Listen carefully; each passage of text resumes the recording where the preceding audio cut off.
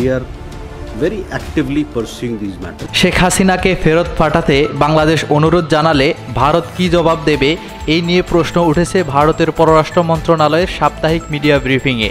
তবে এই প্রশ্নের সরাসরি কোনো উত্তর দেননি ভারতের পররাষ্ট্র মন্ত্রণালয়ের মুখপাত্র রণধীর জয়সওয়াল।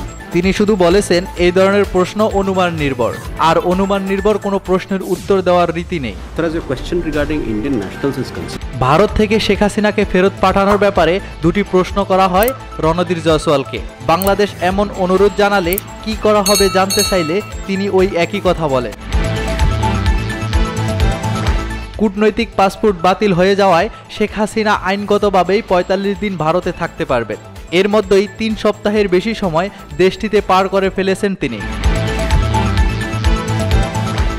শেখ হাসিনা পদত্যাগ করে ভারতে পালিয়ে যাওয়ার পরদিন দেশটির পররাষ্ট্রমন্ত্রী এস জয়শঙ্কর নয়াদিল্লি পার্লামেন্টে যে কথা বলেছিলেন তার পুনরাবৃত্তি করে জয়সওয়াল আজ আবার বলেন, গত ৫ আগস্ট খুব সংক্ষিপ্ত নোটিশে তিনি ভারতে প্রবেশের অনুমতি দিতে অনুরোধ করেছিলেন।